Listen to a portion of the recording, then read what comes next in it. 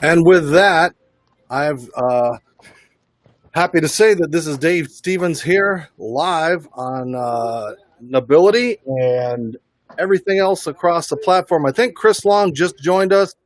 Chris, if you're there, I've got you. I'm here. There we go. Man. All right. So let's buddy. Things off here.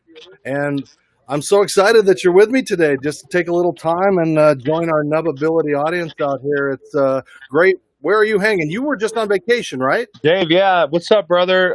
Long time no talk. Yeah, I'm in Montana. I'm here for a couple more days. I've been up here like a month, so this is kind of where I go in the summer, and it's nice not being in the humidity. Supposedly, everybody says it's like a sauna back east. So, well, it's great to have you here with us, and I know the family's having a good time. You guys are doing, the best you can through this. I mean, what's your state of mind? I mean, you guys are obviously away from everything the chaos that's going on, but yeah, just your observations. Well, I mean, up here in Montana, there was still like a little spike after 4th of July where it was kind of sketchy. I mean, there's not a lot of people in this state, so it's a nice place to be. But, I get discouraged because I feel like some people don't take it seriously. And I know that it's been a very divisive topic, but I'm going to do what I have to do to keep my family safe and to keep my loved ones safe. And I also think that, even if I don't know somebody who's compromised from an immune system standpoint, like I'm thinking of them, because I'd hate to be that one. So I love having my kids around, being retired. I got 2 little boys. We spend all day together due to no school this fall. There wasn't any school, from March on.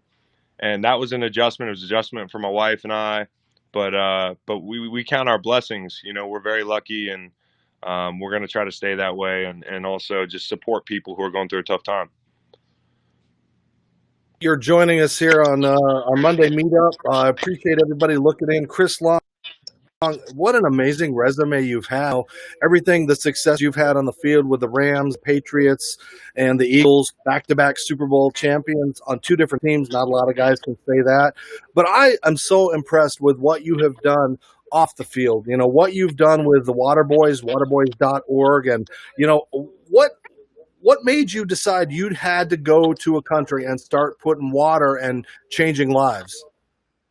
For me, it was a happenstance trip to Tanzania. I went to Tanzania in like 2012 with a teammate, James Hall, who was a veteran on the team. My kind of vet. Every NFL player has a vet that kind of shows them the way. And, to thank him for everything, I planned this trip, and I said, hey, let's go to Tanzania. We'll climb Kilimanjaro. We'll have some fun and that sort of thing. And that's a pretty outside the box thing to do for 2 NFL players in an offseason. Of course, he was about to retire. So we did it. We loved it. It was a huge challenge.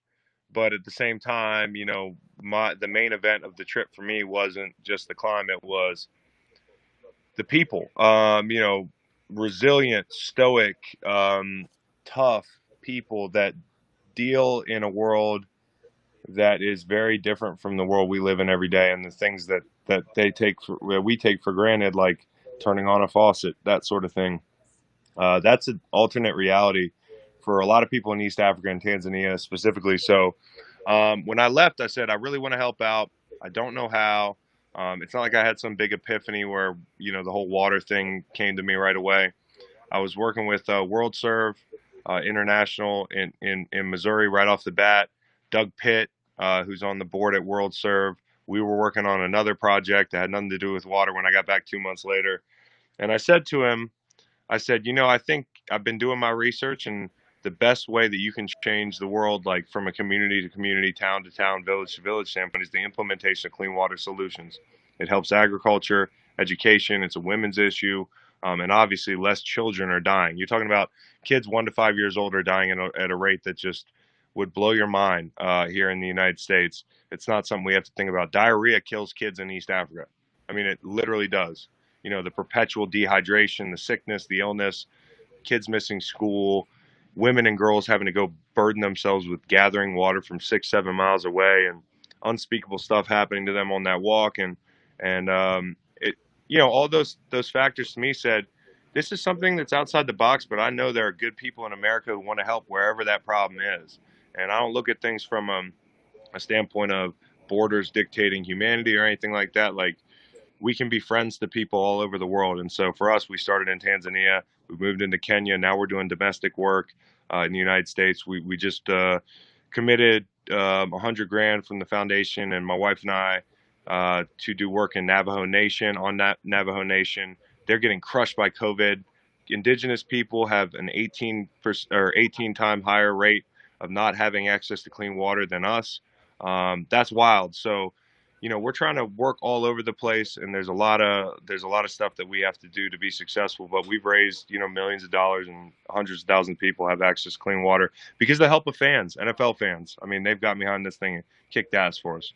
And you've done such an amazing job getting guys like Nate Boyer to join you, and other players. And Yeah, other the veteran guys in the league. aspect of it, Dave, and like that's huge. And I didn't even mention that the veteran community has stepped up so big, Dave. And it all started from, I think one big lesson from this is, reach out to people, because I was watching SportsCenter at like midnight, and you probably saw the same thing 5, 6 years ago, the Nate Boyer special, talking about this Green Beret that played at Texas, and he was damn near 30, like Uncle Rico.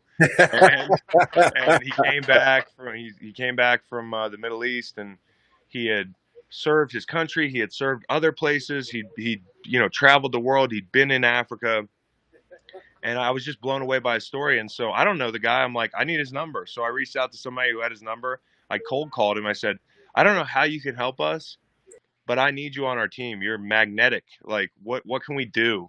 And you have the experience. And Nate, through collaboration, was like, well, why'd you go to Africa the first time? I said, Kilimanjaro. He goes, a lot of veterans, whether they're amputees or, just guys who got home and are facing different challenges. Retired football players are facing challenges, not on that level, but identity crisis, leaving the game. You need that camaraderie. So we started Conquering Killing 4 or 5 years ago.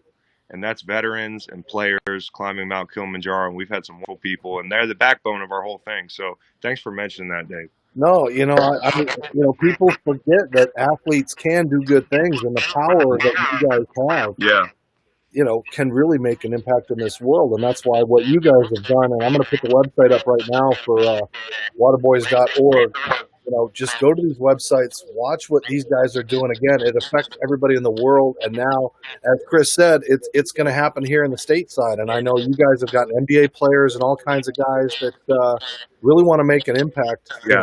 not just on the field. We do, and it's awesome. I mean, the guys who are involved are awesome, but what's even better is the fans. Like, imagine not having millions of dollars like an athlete. And one thing is, we're megaphone people. This is the least we can do. We have such a great platform, but the fans that step up, that are, making $75,000 a year, $50,000 a year, who are taking money out of their wallet and donating to Waterboys, and that dollar goes so far in East Africa, and they know that.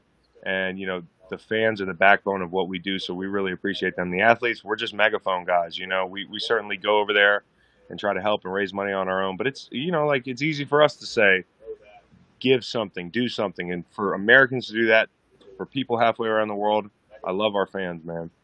And I appreciate you giving your time here for NubAbility, and Sam Cooner. Sam, born without an arm, and started sports camps for limb different kids.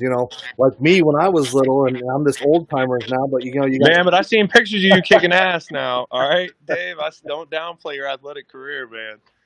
and but we see Shaquem, Griffin with the Seattle Mm-hmm. Seahawks, and now it just kind of proves that anybody can do anything if they get that opportunity. That's why I love being a part of NubAbility. But I've always wondered, because there are guys that you watch over the years that you wish you'd have been teammates with, and I really wish somehow in a time machine you and I could have been on the field. If you could picture cool. a legless nose tackle, which they would double team me, which was still You would have to. a linebacker fill, and you would have cleaned up. I mean, Mm-hmm. I would have just loved, especially what you brought on the field with, your knowledge, that's the understanding of defenses and everything. So I look back and think, man, you and I could have made some damage. Man, it would have been awesome, but we had a lot of good days after Eagles games, man. I always like seeing you in the locker room, and you were all class as a member of the media, which is almost slanderous to call you a member of the media. You're It's so tough much because more. I can't play that game. I was talking to Daryl Strawberry, and I'm like, you've done these amazing things in life, but ESPN doesn't do a story on you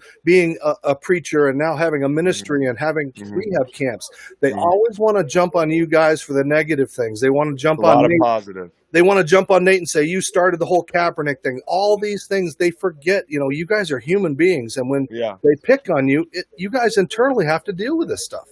Yeah, well, and I think Nate's done a great job of illustrating that, like, we live in a country express ourselves, and like, I think a lot of people look at things through such a binary lens, and Nate's a guy who brings great shades of gray, like in a good way, into every conversation. Here's a guy who's patriotic. He's a Green Beret. Anybody who questions his patriotism and his love for this country, I mean, I don't want to meet that person, but.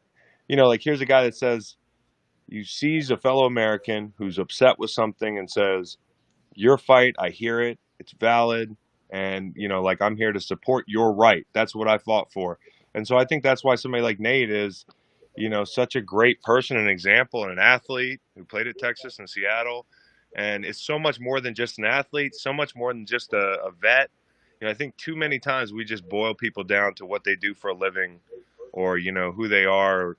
From a professional standpoint, we're all people, and we have passions and things we want to get done, and we're very lucky. So I appreciate the platform, Dave, very much.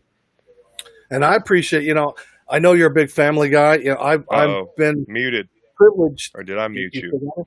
Okay, we've been privileged to be at back-to-back Super Bowl. No, Dave, I lost you. You're muted. Test 1 2. Test 1 2. I got you. Okay. Look at you, tech guy.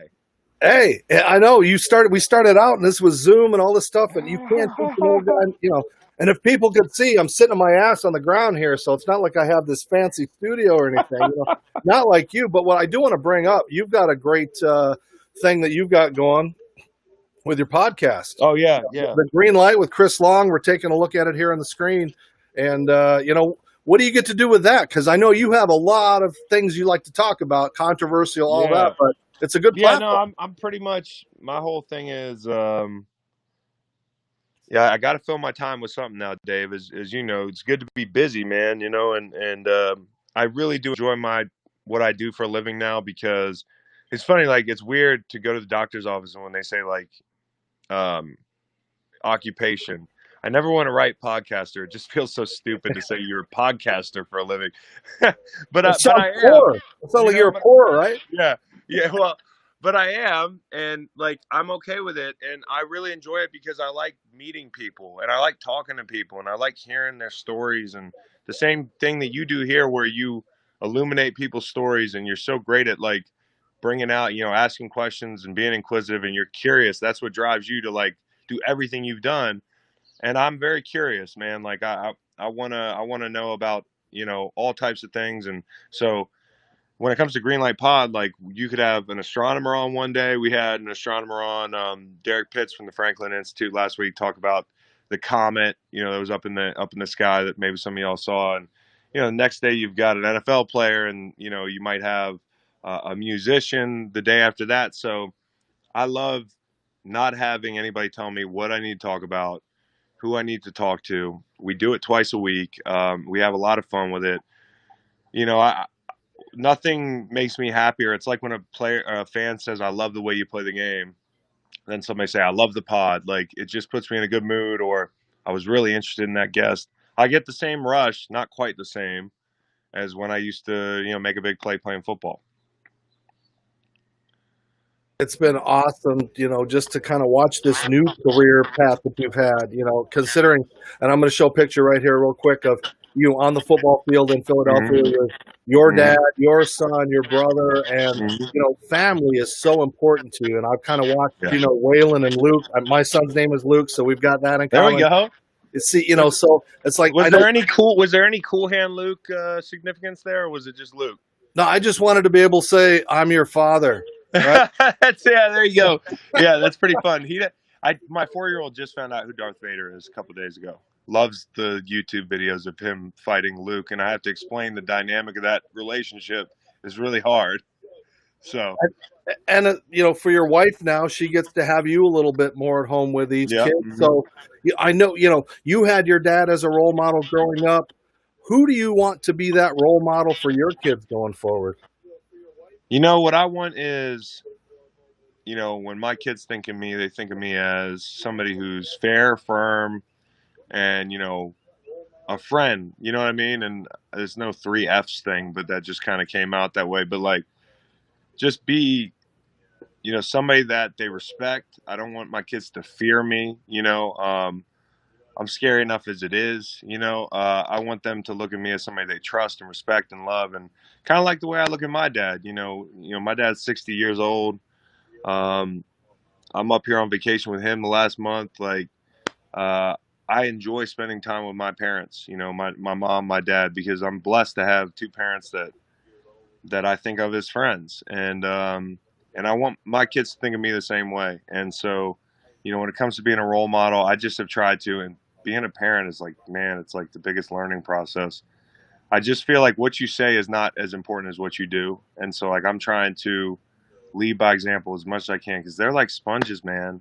The things they pick up and remember, I'm like, I can't get away with anything. So like having kids not only gave me a purpose in life that I've been missing for like 31 years, and football, as great as it is, that wasn't my purpose. But also having kids has made me better because I have no choice but to be better because somebody else is watching that means way more than any fan was ever, judging me.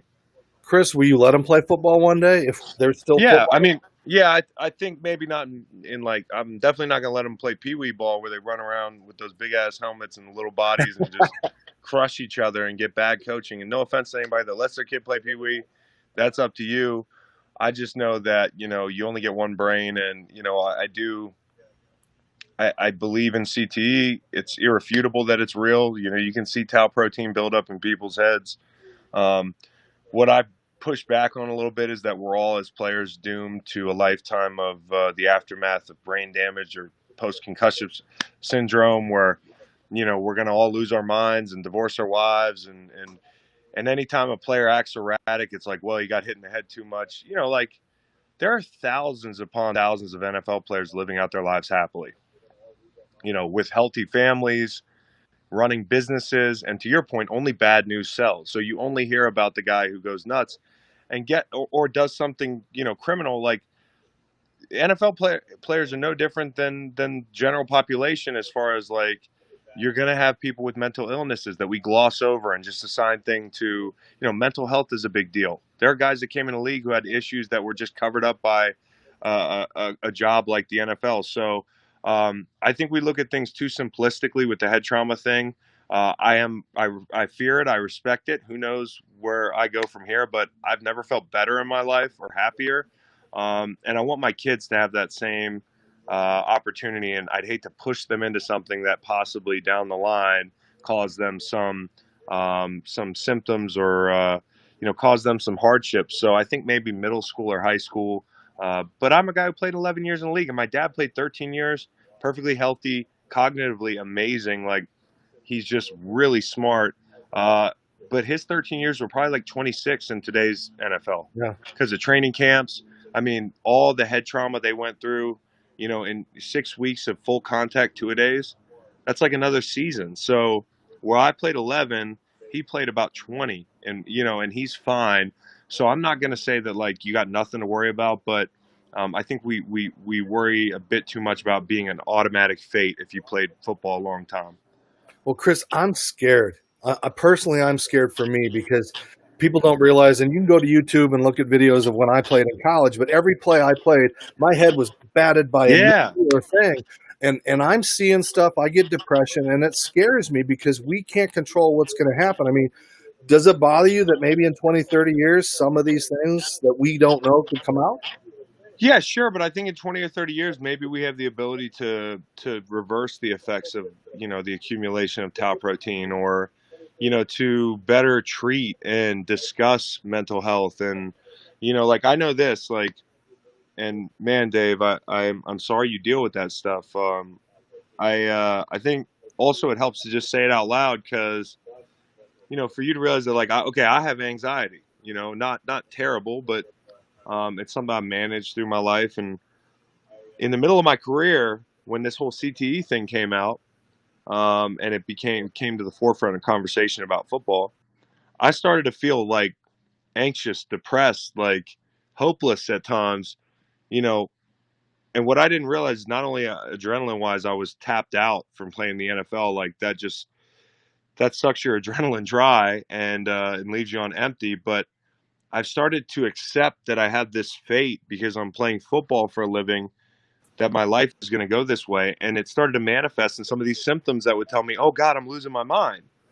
So I think sometimes it can be complicated. And you tell a guy that when they retire, hey man, this is your fate and this is an inevitability, that you will deal with all this stuff.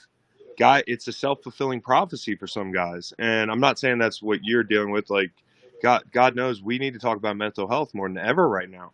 But I'm just saying that for every story about a former player that, they found more tau protein in his brain than anybody else, and this, that, and the third, and, this guy committed suicide. And these are real things we got to talk about, but balance it out with a story, to your point, about a guy who's 75 years old and a farmer still working the land, like, and got 8 kids and 12 grandkids and happy as a clam, cognitively sharp. Those stories don't sell. Or somebody that's running a business, or we only hear about the really terrible stuff. So as football players, we're like, okay, that's what it's going to be for me. Well, I remember, and we get back to the good stuff, and didn't mean to bring our group down, but back. No, it's good to talk about it, Oh, I Dave. Man, know. people are so afraid to talk We about can stuff talk like this. about all this weird stuff in Yeah. the world, but I think guys like me missing limbs and people in football that have had all these things, we don't have these conversations to talk about. They look at me and go, "Oh, you're this glamorous legless kid. You've got to have a great life," and they don't realize every day I got to climb in cars and get in things and do these things that. And I'm so blessed that I've had these amazing things, 7 Emmys, ESPN, sports, and to get friendships with people like you. Like I'm But I thankful. admire you. But I admire you because I at least have thought about those challenges when I see you, and you never make it about that thing. Like you make it about what you bring to the table as a journalist, or as a member of the media. And I think that's really cool. And you could easily make it about that and the challenges, but you've never made it about that. You've made it about you're a great interviewer, and you got a great personality, you've got knowledge, and that's what everybody else in the locker room has. And I think you do a great service to people who are dealing with those challenges too, because you just kick ass, man. And I think everybody sees that. And I do think about the challenges you deal with. So just so you know, I admire you and I appreciate all that stuff. Well, I don't know how much longer we got, if we got to wrap up soon, but this is just, I always wanted to ask you again. We're just kind of having this fun conversation. It's got to be weird. And I don't know if you and your teammates talked about it, what it was like to have this legless dude come into the locker room and be on the field and just like, because it's like, I almost feel like I should be bigger than I am out there. I'm not trying to be narcissistic, Right. but it's like there's nobody out there climbing in Philadelphia down the stadiums. There's Yeah. access for wheelchairs, Yeah.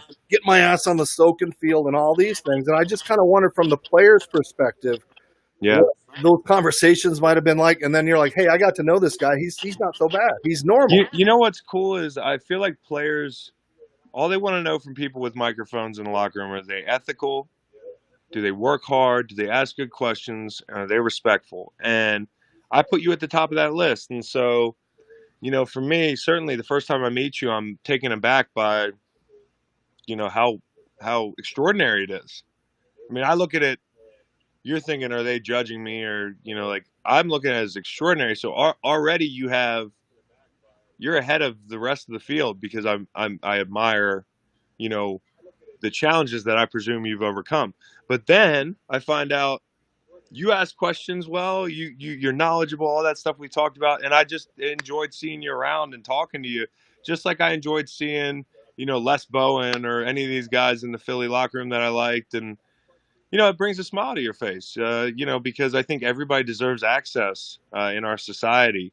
And you do a great job of making people think about it. You know what I mean? Not just asking the questions and doing your job at a high level, but forcing guys in the locker room to think, okay, this guy came in with no legs, and how did he get here?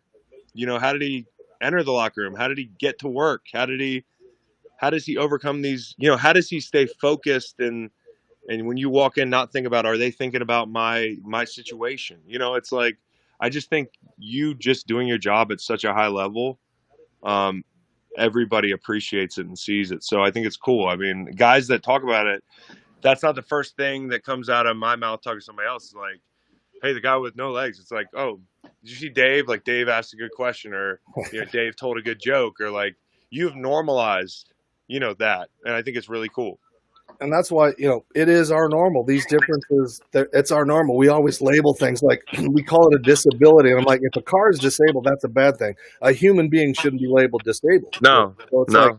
we've worked on that terminology. What And is the right term, Dave? Like, how should people speak about it? Because I think sometimes a lot of people are afraid to say, even me sometimes, like, use a term that we think might be benign, but you might be offended by it. well, it's almost like if you're black and you have the N word. Like if I Yeah. were to say I've lived a Forrest Gump life, that might offend people. But I think it's funny because I pinch hit for Darryl Strawberry. I've tried it for the Dallas Cowboys. I've done all these things you leggies do, and it's like we get caught up in society. Special Olympics. I think that's a horrible term. I wouldn't want my kid to be special. Call them the hero games. Call them the challenge. Come up with a term that is celebrating what they've overcome rather than calling a handicap in golf. Right. Yeah. If you Yeah. looked at my resume and said, 7-time Emmy winner, tried out for the Cowboys, played minor league baseball, then you said he had no legs, it would blow your mind because that's not the concept of what we label a disability or a handicap. And thanks to NubAbility, we're trying to teach kids those kind of things. And so you ask me, what should I, like, just say I don't have legs. Like, it's okay. Society Yeah. wants, I'm not handicapped. I shouldn't be Yeah. labeled in this whole thing where it covers blind people and people with mental disabilities. Like, if you're black, you're black. If you're Hispanic, you're Hispanic. If you're, Jewish, that's what you are. So I'm just, Right. I'm Right. normal. This is my normal. And I think if we can showcase that more with, guys like Jim Abbott and, a guy in Seattle with one arm that's doing well, like, I think we could, hopefully, especially in this time, show that we can do anything you can do if you put your mind to it. Yeah, I think that's a really cool way. You part of it cut out there, but I did hear you say, like, hey, Special Olympics, maybe rethink, how we just go through, and I think sometimes we mindlessly go about our day and how we classify things and that sort of thing. And well, Special Olympics sounds good to us, so it must be good to, everybody in that community. And without asking, like, what do you want? Like, what do you want to be? Because some people are afraid to ask. But I think what's cool about you is you're so open. Again, you're so personable that you're just such a great representative for a community that deals with challenges like that and overcomes them. That, like, Thank you. I feel comfortable asking you that stuff, which is cool. Like, I wouldn't be able to, like, comfortably ask somebody on a live stream, or, I know you, and you've done a great job of endearing yourself to everybody. So I think you're not only doing your job at a high level, but you're helping a lot of people. Well, I'm going to let you go here in a second. And the key to this is Howard Stern. I know you're going to laugh, but I'm to Howard Stern, and he's evolved, and he's not just penis jokes and all that. Like, you have to listen. If you don't listen to who you're talking to, you can have all these questions, but if you and I go on a different tangent and we talk about something that wasn't on your list, that might open up something from your heart, from your brain, something that, a situation with your brother or your mother or your parents and all these kind of Right. things. It's like it's like I need to go, okay, crappy game. How does it feel, Chris? You guys lost. Yeah. Or, you got a big game coming up. What's Tom Brady like? I want to know about Tom Brady. Tell me about Tom Brady. It's like, Yeah. Well, when you try to beat everybody to the punch, just asking the same questions, you end up just being a first take with less viewers or listeners, which we all would be. So I think it's cool to just go where guys want to go, where guys and girls want to go in a locker room, or whoever you're interviewing. I'm trying to learn this as a podcaster. Is like, okay, my plan is my plan, but it really doesn't matter because I'm interviewing has something they obviously want to talk about. So I think it's incredibly on point. well, I thank you for your time. We could go forever, but you got kids. Yeah, man. I'm sure Waylon and Luke are running around somewhere. So I just want to make sure we get in one more. I heard him. I just heard tear through the kitchen. You're looking at NubAbility.org. It's a great website. Check on it. Click on it. Donate. Make something happen, not just in Africa, but places around the United States and around over here that we need to do. And don't forget to go to the Green Light with Chris Long. You can find that where you find Apple Podcasts and all those kind of things. This guy is just, it's awesome to be able to just talk every now and then, catch up, and because, dude, you really do make an impact, continuing to make an impact long after your career. Do you have any closing parting thoughts? No, sir. I just appreciate you, Dave, and the feelings mutual about impact and all that stuff. And if anybody wants to check us out, waterboys.org. I just hope everybody stays safe and sticks together, man. We'll get through this year. This year has been just oh my goodness. So anyways, Dave, appreciate you. Thank you, Chris. Take care. This has been the Monday Meetup with myself, Dave Stevens. Follow me on Instagram, Facebook, and all those other social medias. Don't forget to go to waterboys.org. And, of course, follow the Chris Long Foundation. Do something. Make an impact. Do something with your life. That's it for me. I'll see you guys next week. Sam Kunert, you might be back. Take care, everybody, and have a great day.